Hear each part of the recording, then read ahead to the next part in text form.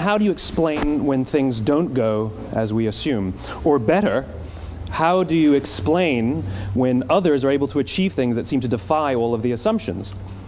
For example, why is Apple so innovative? Year after year after year after year, they're more innovative than all their competition.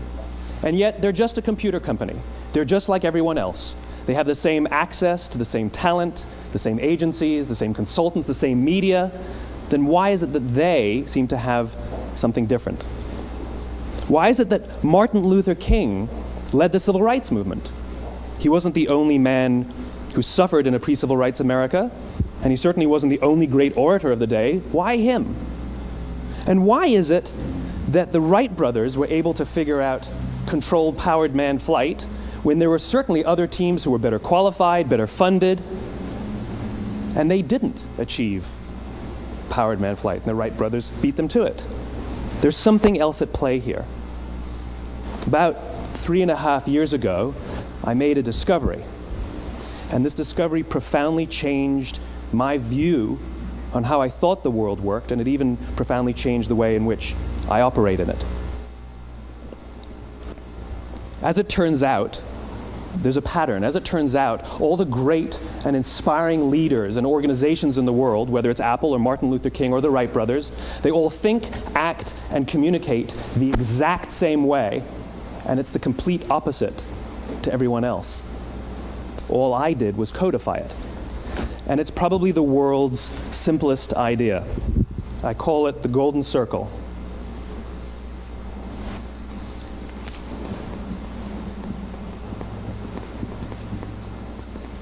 Why, how, what? This little idea explains why some organizations and some leaders are able to inspire where others aren't. Let me define the terms really quickly. Every single person, every single organization on the planet knows what they do, 100%. Some know how they do it, whether you call it your differentiating value proposition or your proprietary process or your USP. But very, very few people or organizations know why they do what they do. And by why, I don't mean to make a profit. That's a result. It's always a result. By why, I mean what's your purpose? What's your cause? What's your belief? Why does your organization exist? Why do you get out of bed in the morning? And why should anyone care? Well, as a result, the way we think, the way we act, the way we communicate is from the outside in. It's obvious. We go from the clearest thing to the fuzziest thing. But the inspired leaders and the inspired organizations, regardless of their size, regardless of their industry, all think, act, and communicate from the inside out. Let me give you an example. I use Apple because they're easy to understand and everybody gets it. If Apple were like everyone else, a marketing message from them might sound like this. We make great computers. They're beautifully designed, simple to use, and user-friendly. Want to buy one? Meh. And that's how most of us communicate. That's how most marketing is done, that's how most sales is done, and that's how most of us communicate interpersonally. We say what we do, we say how we're different or how we're better, and we expect some sort of behavior, a purchase, a vote, something like that. Here's our new law firm. We have the best lawyers with the biggest clients. We have, we always perform for our clients, do business with us. Here's our new car. It gets great gas mileage. It has, leather seats. Buy our car. But it's uninspiring. Here's how Apple actually communicates. Everything we do, we believe in challenging the status quo. We believe in thinking differently. The way we challenge the status quo is by making our products beautifully designed, simple to use, and user-friendly. We just happen to make great computers. Want to buy one? Totally different, right? You ready to buy a computer from me? All I did was reverse the order of the information. What it proves to us is that people don't buy what you do, people buy why you do it. People don't buy what you do, they buy why you do it. This explains why every single person in this room is perfectly comfortable buying a computer from Apple. But we're also perfectly comfortable buying an MP3 player from Apple, or a phone from Apple, or a DVR from Apple. But as I said before, Apple's just a computer company. There's nothing that distinguishes them structurally from any of their competitors. Their competitors are all equally qualified to make all of these products. In fact, they tried. A few years ago, Gateway came out with flat-screen TVs. They're eminently qualified to make flat-screen TVs. They've been making flat-screen monitors for years. Nobody bought one.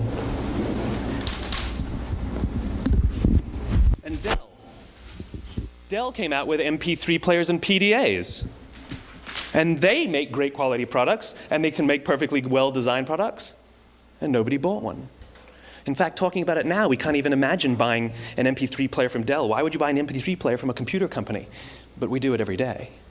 People don't buy what you do, they buy why you do it. The goal is not to do business with everybody who needs what you have. The goal is to do business with people who believe what you believe. Here's the best part. None of what I'm telling you is my opinion. It's all grounded in the tenets of biology, not psychology, biology.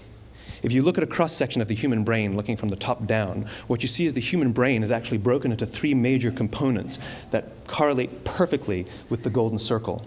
Our newest brain, our Homo sapien brain, our neocortex, corresponds with the what level. The neocortex is responsible for all of our rational and analytical thought and language. The middle two sections make up our limbic brains, and our limbic brains are responsible for all of our feelings, like trust and loyalty. It's also responsible for all human behavior, all decision-making, and it has no capacity for language. In other words, when we communicate from the outside in, yes, people can understand vast amounts of complicated information like features and benefits and facts and figures. It just doesn't drive behavior.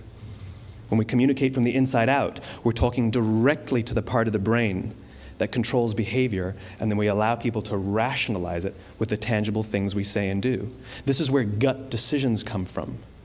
You know, sometimes you can give somebody all the facts and your figures, and they say, I know what all the facts and details say, but it just doesn't feel right. Why would we use that verb? It doesn't feel right. Because the part of the brain that controls decision-making doesn't control language. And the best we can muster up is, I don't know, it just doesn't feel right. Or sometimes you say you're leading with your heart or you're leading with your soul. Well, I hate to break it to you, those aren't other body parts controlling your behavior. It's all happening here in your limbic brain, the part of the brain that controls decision-making and not language. But if you don't know why you do what you do, and people respond to why you do what you do, then how will you ever get people to vote for you or buy something from you, or more importantly, be loyal and want to be a part of what it is that you do? Again, the goal is not just to sell people who need what you have. The goal is to sell to people who believe what you believe. The goal is not just to hire people who need a job. It's to hire people who believe what you believe. I always say that, you know, there's if you hire people just because they can do a job, they'll work for your money. But if you hire people who believe what you believe, they work for you with blood and sweat and tears. And nowhere else is there a better example of this than with the Wright brothers. Most people don't know about Samuel Pierpont Langley. And back in the early 20th century, the pursuit of powered man flight was like the dot-com of the day. Everybody was trying it. And Samuel Pierpont Langley had what we assume to be the recipe for success.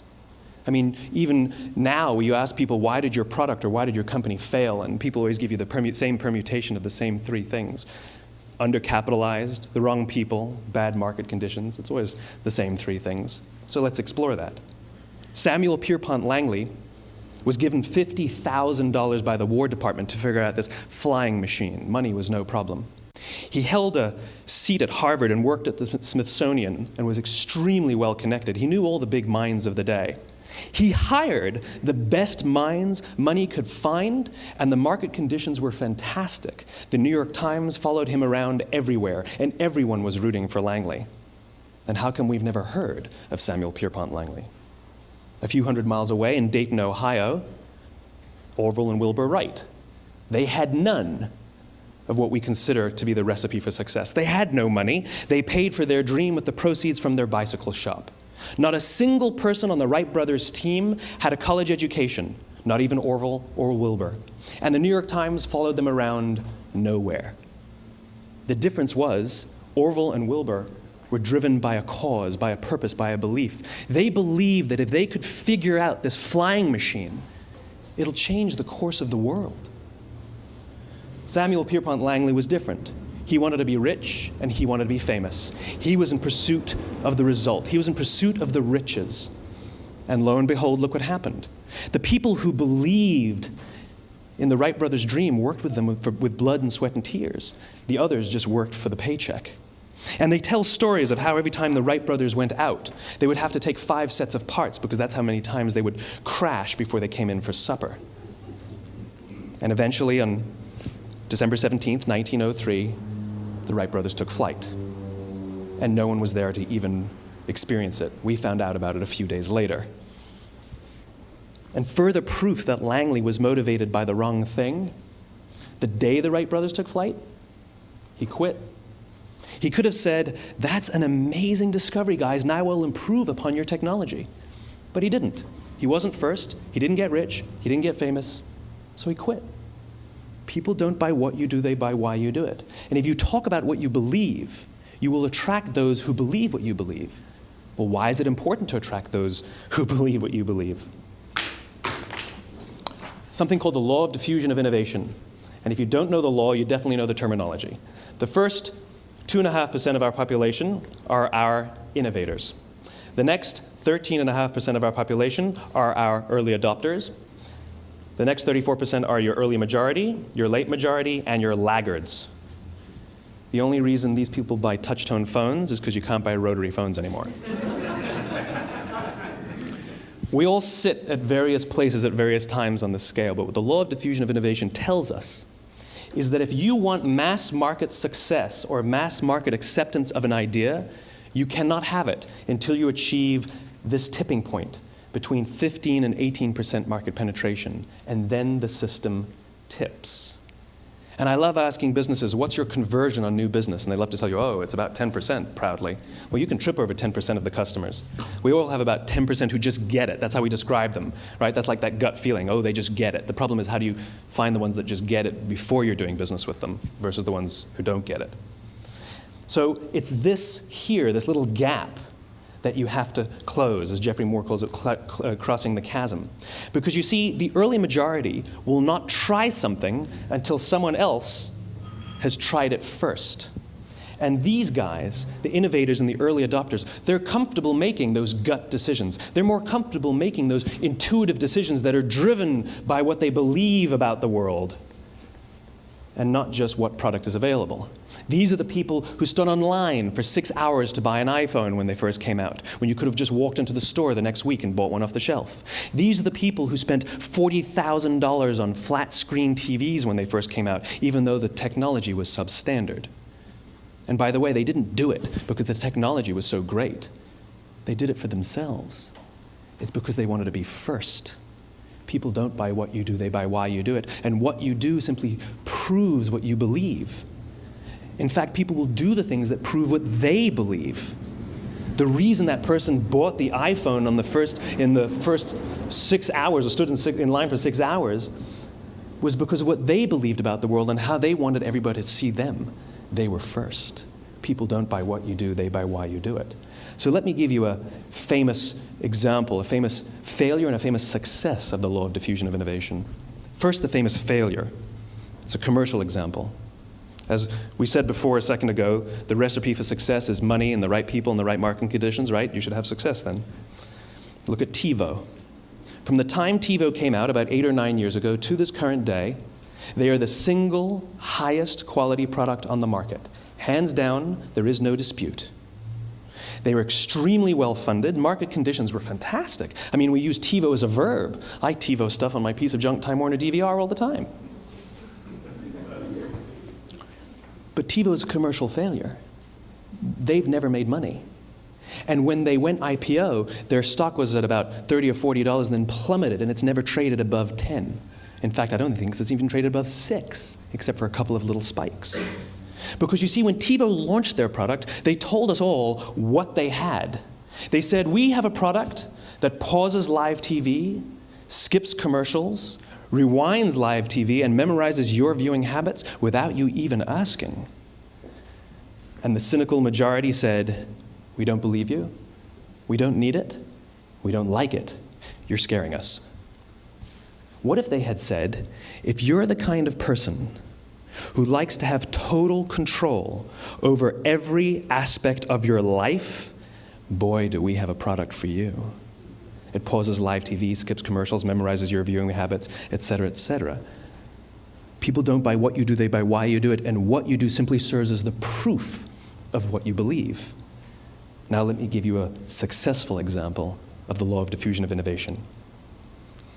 In the summer of 1963, 250,000 people showed up on the Mall in Washington to hear Dr. King speak. They sent out no invitations, and there was no website to check the date. How do you do that? Well, Dr. King wasn't the only man in America who was a great orator. He wasn't the only man in America who suffered in a pre-civil rights America. In fact, some of his ideas were bad. But he had a gift. He didn't go around telling people what needed to change in America. He went around and told people what he believed. I believe, I believe, I believe, he told people. And people who believed what he believed took his cause and they made it their own, and they told people. And some of those people created structures to get the word out to even more people. And lo and behold, 250,000 people showed up on the right day, on the right time to hear him speak. How many of them showed up for him? 0. They showed up for themselves. It's what they believed about America that got them to travel on a bus for 8 hours to stand in the sun in Washington in the middle of August. It's what they believed, and it wasn't about black versus white. 25% of the audience was white. Dr. King believed that there are two types of laws in this world, those that are made by a higher authority and those that are made by man. And not until all the laws that are made by man are consistent with the laws that are made by the higher authority will we live in a just world. It just so happens that the civil rights movement was the perfect thing to help him bring his cause to life. We followed him not for him, but for ourselves. And by the way, he gave the I have a dream speech, not the I have a plan speech. Listen to politicians now with their comprehensive 12-point plans. They're not inspiring anybody. Because there are leaders and there are those who lead. Leaders hold a position of power or authority, but those who lead inspire us. Whether they're individuals or organizations, we follow those who lead not because we have to, but because we want to. We follow those who lead not for them, but for ourselves.